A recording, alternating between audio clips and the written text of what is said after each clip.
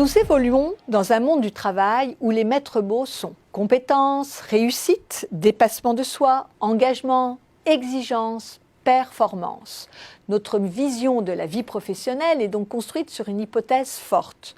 On progresse professionnellement quand on est bon, compétent, formé, en pleine adéquation avec son emploi. Il est donc normal que nous visions cette excellence, d'abord dans nos études, puis dans nos premiers pas dans la vie au travail. Et là, chemin faisant, nous nous rendons compte que cette règle de la compétence est loin d'être obligatoire. Des supérieurs hiérarchiques, des numéros 1 ou 2 dans la hiérarchie, sont de l'avis général incompétents. Se pose alors la sempiternelle question du comment ils ou elles ont pu gravir les échelons alors qu'il est patent qu'ils ne sont pas à la hauteur et ne l'ont peut-être jamais été pour certains. Comment peuvent-ils se maintenir alors que leurs fonctions sont vitales pour l'organisation et que leurs choix, leur comportement, leur management la mettent en danger?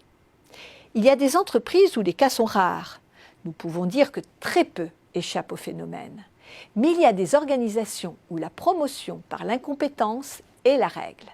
Ces organisations sont alors dirigées logiquement par des mauvais. Il s'agit alors de kakistocratie, du grec kakistos, le pire, et kratos, le pouvoir. On parle aussi d'idiocratie pour désigner une société qui valorise et récompense les gens en fonction de leur manque d'intelligence. Comment fonctionne une kakistocratie et pourquoi fait-on ce choix? Un chercheur italien, Diego Gambetta, nous apporte des réponses en conduisant l'analyse d'une organisation très particulière, la mafia.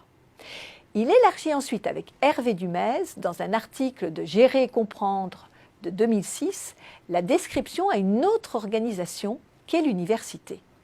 L'article s'intitule d'ailleurs « La valeur de l'incompétence, de la mafia tout court à la mafia universitaire, une approche méthodologique ».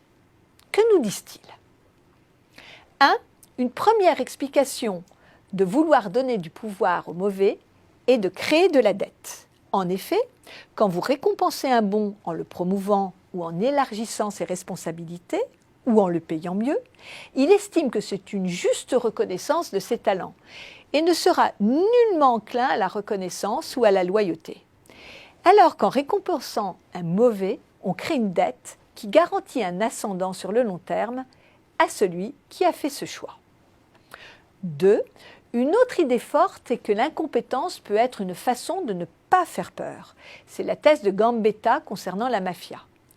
L'analyse qu'il fait de centaines de procès-verbaux de mafieux lui permet de mettre au jour l'argument incompétence développé par les mafieux. Individuellement, comme d'un point de vue collectif, ils se déclarent incompétents dans les activités de ceux qu'ils protègent.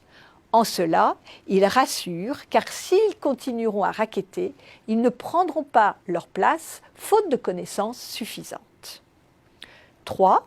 En prenant cette fois l'exemple de l'université, Gambetta et Dumez montrent combien les dispositifs sont en place pour que les mandarins puissent placer non pas d'excellents candidats, mais bien leurs poulains. Les commissions de recrutement, par exemple, vont collaborer pour que soient retenus non pas des bons ou des très bons, mais des connus, appréciés et qui ne feront pas peur en termes d'exigence et de puissance de travail. Ce type de démarche systématisée a aussi un effet important, montrer que l'on peut promouvoir l'incompétence et la démonstration qu'on ne peut rien sans le système. Les qualités individuelles ne sont pas prises en compte au profit des relations, des services rendus et surtout des services à rendre. Ces organisations tiennent alors par la dette. Le critère n'est pas d'être bon, mais bien d'être loyal. Les kakistocraties nient les qualités individuelles au profit de dispositifs collectifs. Ce qui est important est que l'ensemble tienne et se perpétue, même si c'est au détriment de la performance globale et du développement. Le gouvernement par les pires existe donc.